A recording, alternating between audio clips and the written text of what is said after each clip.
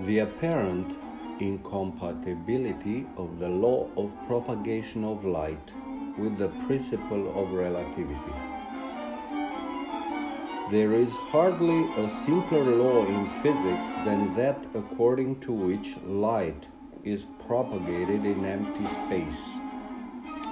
Every child at school knows, or believes he knows, that this propagation takes place in straight lines, with a velocity c equals 300,000 kilometers per second.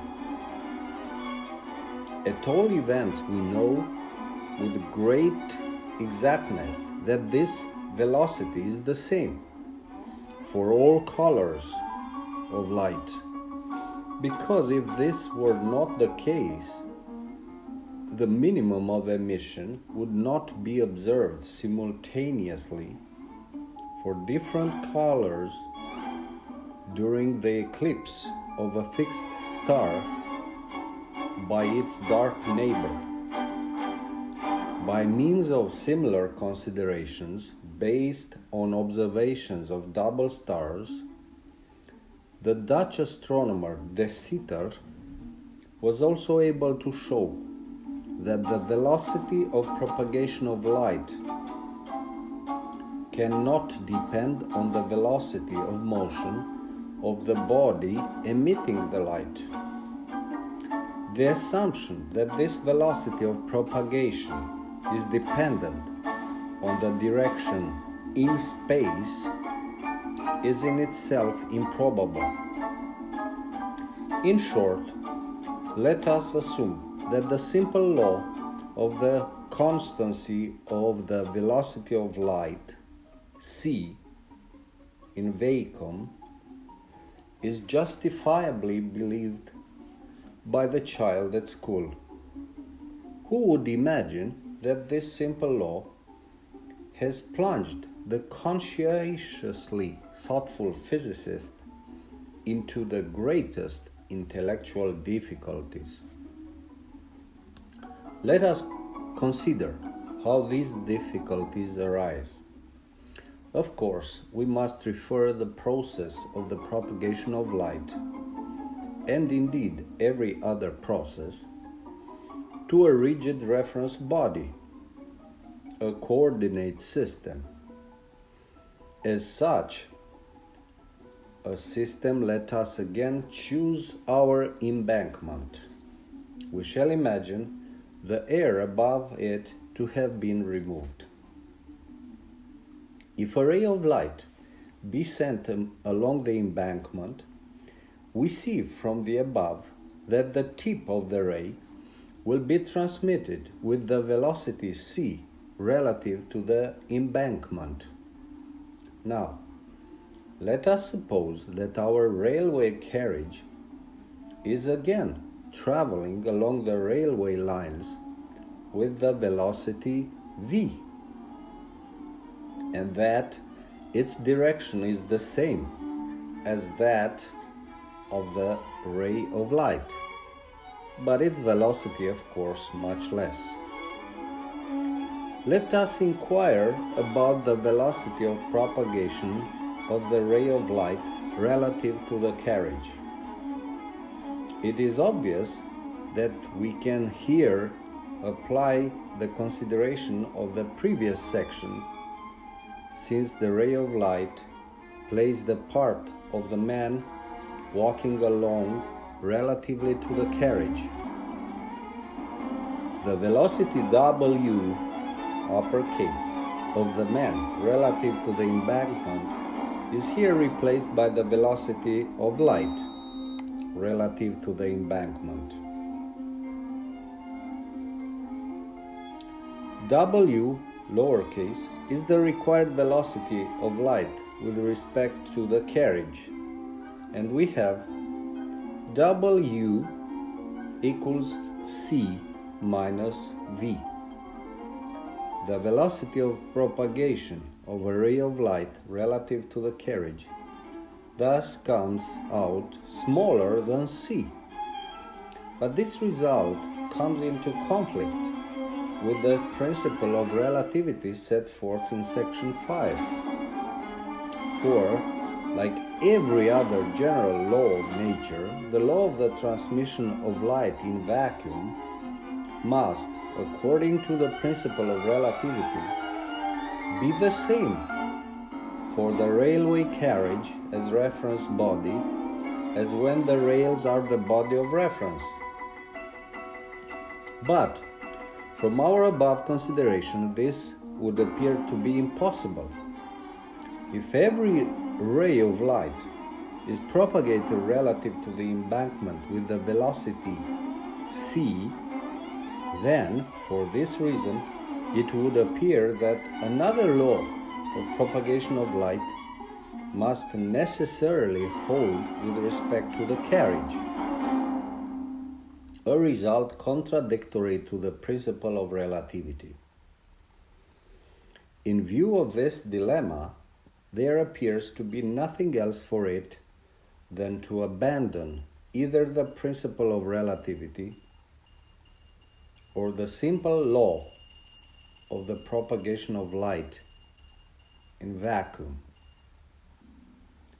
Those of you who have carefully followed the preceding discussion are almost sure to expect that we should retain the principle of relativity, which appeals so convincingly to the intellect, because it is so natural and simple. The law of the propagation of light in vacuum would then have to be replaced by a more complicated law, conformable to the principle of relativity. The development of theoretical physics shows, however, that we cannot pursue this course.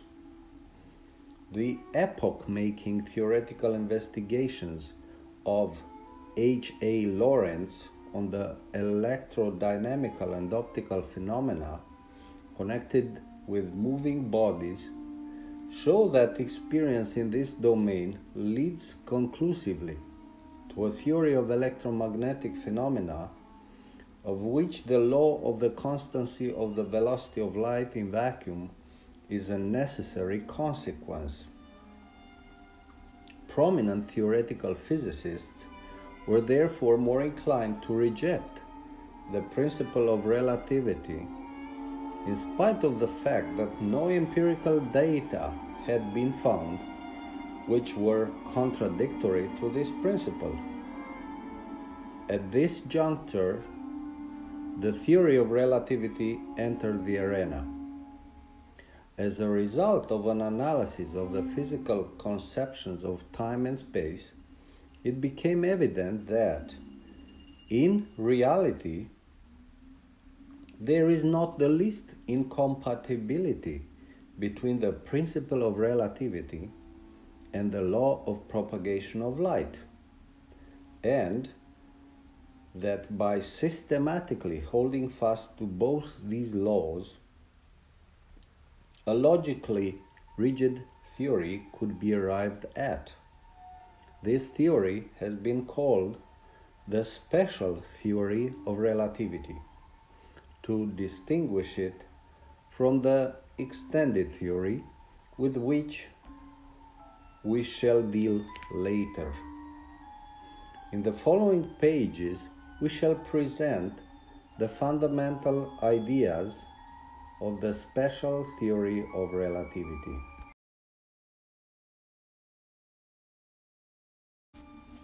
On the idea of time in physics. Lightning has struck the rails on our railway embankment at two places, A and B, far distant from each other. I make the additional assertion that these two lightning flashes occurred simultaneously. If now I ask you whether there is sense in this statement, you will answer my question with a decided yes. But If I now approach you with the request to explain to me the sense of the statement more precisely, you find, after some consideration, that the answer to this question is not so easy as it appears at first sight. After some time, perhaps, the following answer would occur to you. The significance of the statement is clear in itself and needs no further explanation.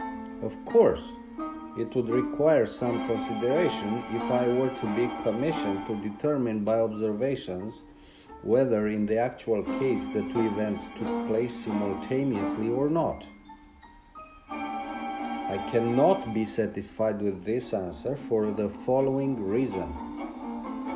Supposing that as a result of ingenious considerations, an able meteorologist were to discover that the lightning must always strike the places A and B simultaneously, then we should be faced with the task of testing whether or not this theoretical result is in accordance with the reality.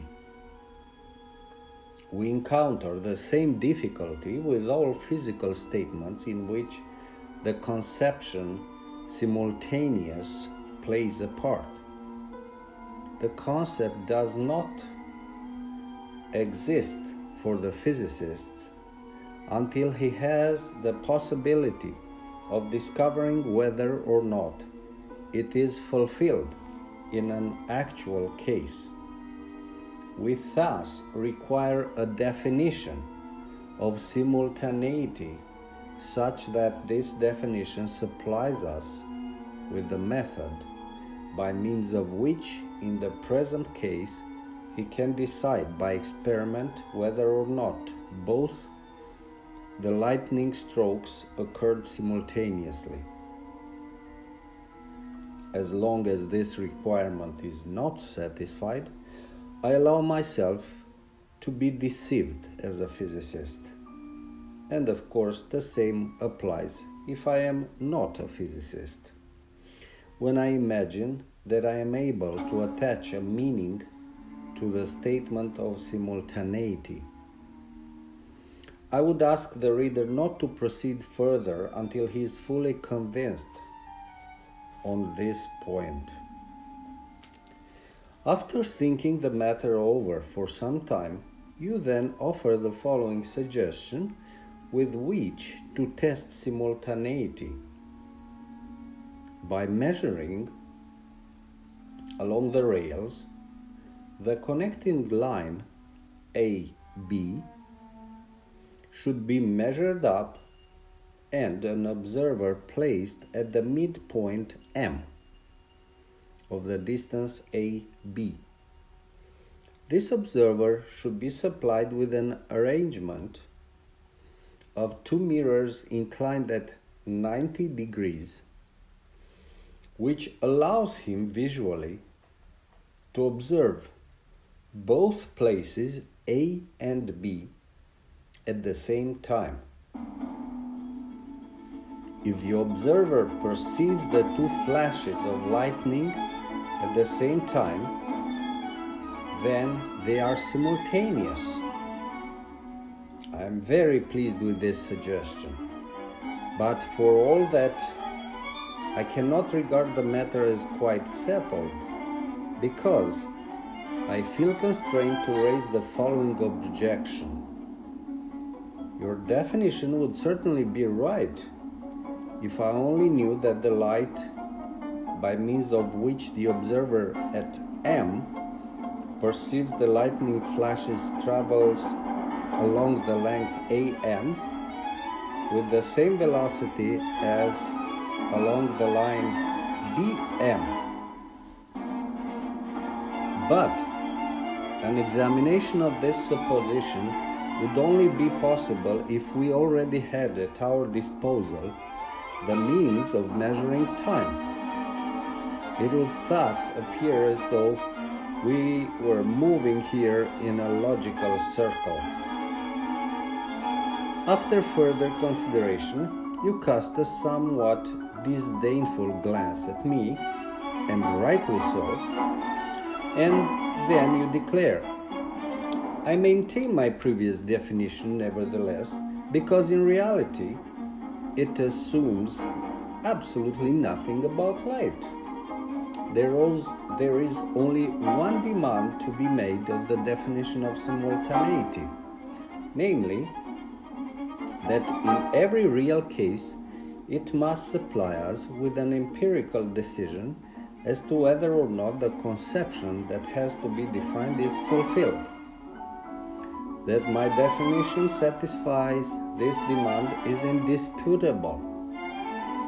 That light requires the same time to traverse the path from A to M as for the path from B to M is in reality neither a supposition nor a hypothesis about the physical nature of light, but a stipulation which I can make of my own free will in order to arrive at a definition of simultaneity.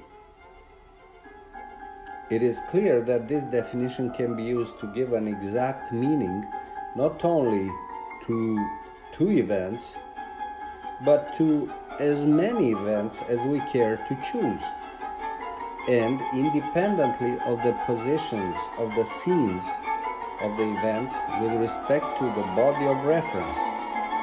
Here, the railway embankment. Note, we suppose further that when three events A, B, and C take place in different places in such a manner that if A is simultaneous with B and B is simultaneous with C, simultaneous in the sense of the above definition, then the criterion for the simultaneity of the pair of events AC is also satisfied. This assumption is a physical hypothesis about the law of propagation of light. It must certainly be fulfilled if we are to maintain the law of the constancy of the velocity of light in vacuum. End of note. We are thus led also to a definition of time in physics. For this purpose, we suppose that clocks of identical construction are placed at the points A, B, and C of the railway line, which is our coordinate system, and that they are set in such a manner that the positions of their pointers are simultaneously, in the above sense, the same. Under these conditions, we understand by the time of an event the reading position of the hands of that one of these clocks, which is in the immediate vicinity in space to that event. In this manner, a time value is associated with every event which is essentially capable of observation. This stipulation contains a further physical hypothesis, the validity of which will hardly be doubted without empirical evidence to the contrary. It has been assumed that all these clocks go at the same rate, since they are of identical construction. Stated more exactly, when two clocks arranged at rest in different places of a reference body are set in such a manner that a particular position of the pointers of the one clock is simultaneous in the above sense with the same position of the pointers of the other clock, then identical settings are always simultaneous in the sense of the above definition.